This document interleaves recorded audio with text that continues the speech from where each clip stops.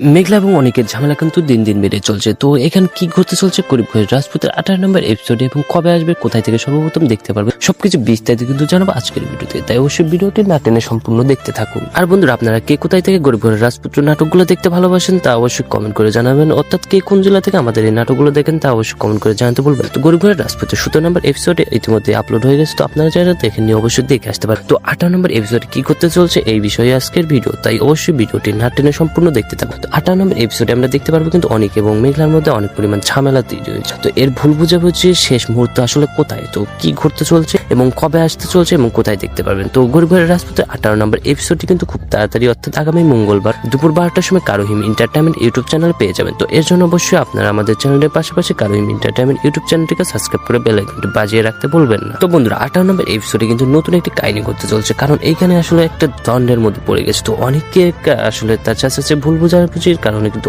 মেঘলার পরিমাণে অনেক পরিমাণ লেগে যায়। তো এখন কি ঘটতে চলছে এটা কিন্তু দেখার জন্য আপনাদের টুইস্টের অপেক্ষা করতে হবে। অন্যদিকে কিন্তু আসলে রাতুল অনেক পরিমাণ লাফাচ্ছে, তো রাতুলকেও আসলে ধ্বংস করে দেবে মেঘলা। কি ঘটতে চলছে এগুলো দেখার জন্য আপনাদের প্রতিটি এপিসোড দেখতে হবে গরিব ঘরের রাজপুতে।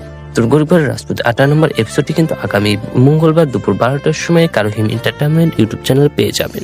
তো সবার আগে দেখার জন্য অবশ্যই কারোহিম এন্টারটেইনমেন্ট ইউটিউব চ্যানেলটিকে সাবস্ক্রাইব করে বেল আইকনটি বাজিয়ে রাখবেন। তার পাশাপাশি আমাদের চ্যানেলটিকে সাবস্ক্রাইব করে রাখবেন, কারণ নাটকটি আসার সাথে সাথে আমাদের চ্যানেলে কমেন্টি পোস্টের মাধ্যমে আপনাদের নাটকগুলো দেওয়া হয়। তাই অবশ্যই আমাদের চ্যানেলটিকে সাবস্ক্রাইব করে বেল আইকনটি বাজিয়ে রাখবেন।